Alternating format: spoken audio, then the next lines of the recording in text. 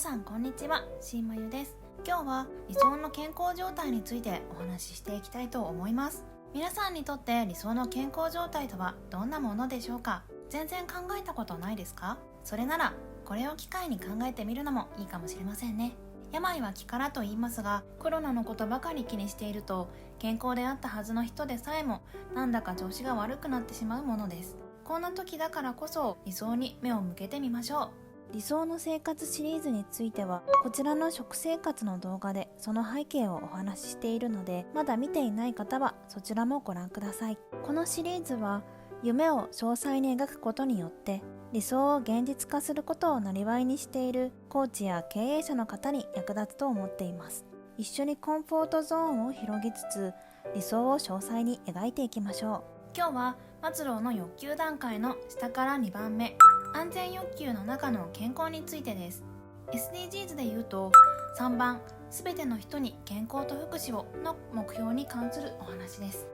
それではまず理想をお話しする前に、現在の日本の健康事情と私の過去の体験をお話ししていけたらと思います。今はまさしくコロナウイルスが問題になっているところですが、それまでの日本では命に関わる重大な感染症の感染率はそんなに高くないのが実際のところでした。それ以外の健康を損なう原因としては、先天性の病気や障害、血管事故を含む慢性の病気、精神疾患、交通事故や被災による怪我が主なものかと思います。日本は長寿大国と言われ、去年の統計データでいうと平均寿命は女性が87歳、男性が81歳です。さて、ここで問題です。平均寿命は今お話しした通りですが、健康寿命はまた違ってくるのが現状です。それでは女性男性それぞれ健康寿命は何歳でしょうか？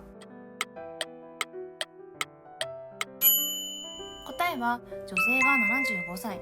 男性が72歳です。残念ながら最後の約10年は健康に生き続けられないというのが現状と言えます。私の1歳の甥っ子は染色体異常が原因で起こるダウン症ですし、私の母親はついこの前くも膜下出血になり今も入院しています。一昨年まであまり身近ではなかった病気や障害がこの2年の間に一気に身近になったように感じています。ですが私自身は前の動画でもお話ししている通り、もともと体が弱かったので健康のありがたさというのは前からよく理解している方でした。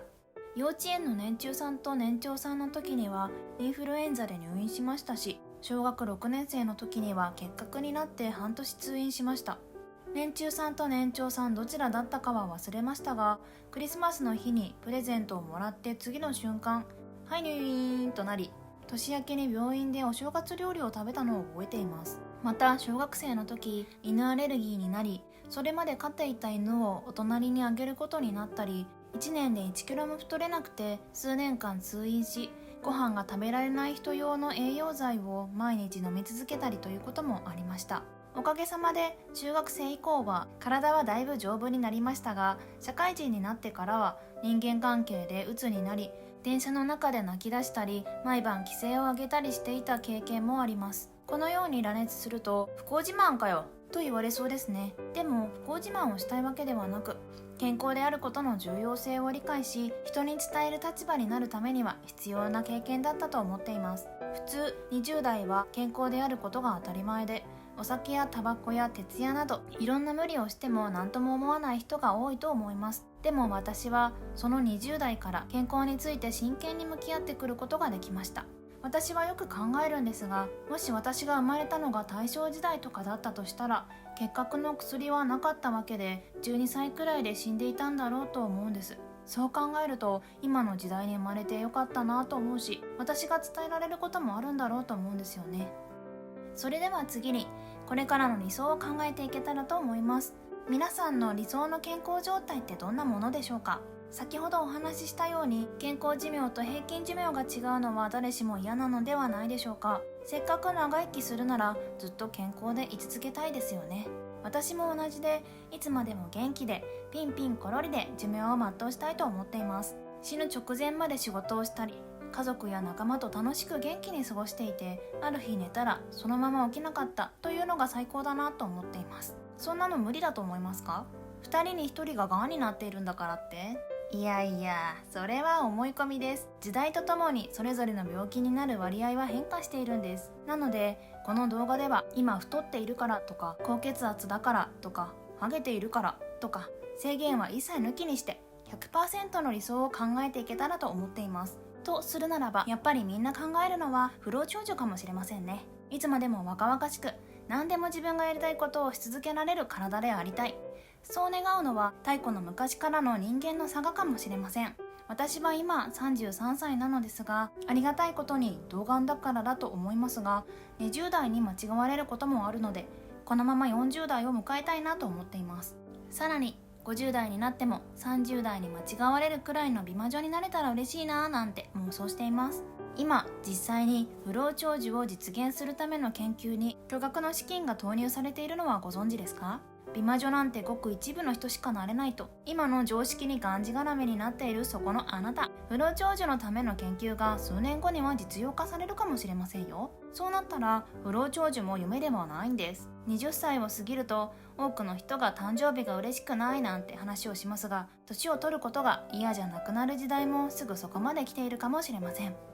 さて、いつもお話ししている通り、これらの理想を実現するためには私たち自身の健康にかけられるお金の問題だけでなく、世の中のサービス提供や研究開発が追いついていないという問題もありますよね。さらに世の中は複雑なので謎に満ちているいろんな問題があります。毎回恒例、皆さんは今からお見せする問題の真相をいくつご存知でしょうか？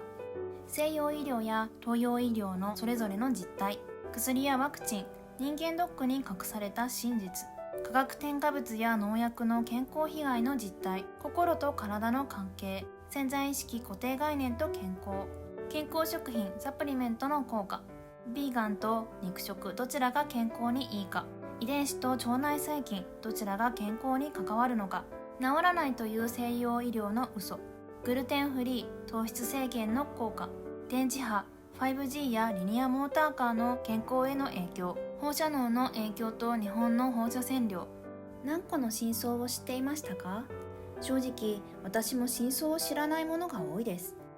これらの問題を解決して初めて全ての理想が叶うと思うので、今回の健康についても他のメディアや YouTuber が取り上げていないものを中心に深掘りして皆さんにお伝えしていけたらと思っています。さて、いかがでしたでしょうか？いつまでも若々しく何でも自分がやりたいことをし続けられる体が理想という結論で締めたいと思います。毎度のことながら幸せになりたくないというド M の人や今のままがいいという保守的な人でなければ当たり前すぎる話だったかもしれませんが、何かしら新たな発見やアイディアが得られていたら嬉しいです。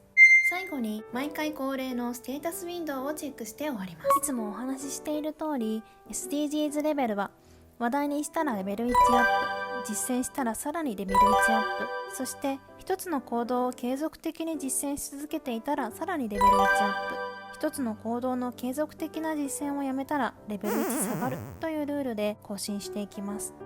今日は3番すべての人に健康と福祉をについて話題にしたので、3番がレベル1アップです。やったー。はい、ということで今日は理想の健康状態についてお話ししてきました。ここまで動画を見てくださってありがとうございました。この動画が良かった方は高評価をよろしくお願いします。またこのチャンネルでは人にも地球にも優しい社会を作るための考え方やサービスを紹介しています。そういったことに興味のある方はぜひチャンネル登録もよろしくお願いします。それではまた次の動画でお会いしましょ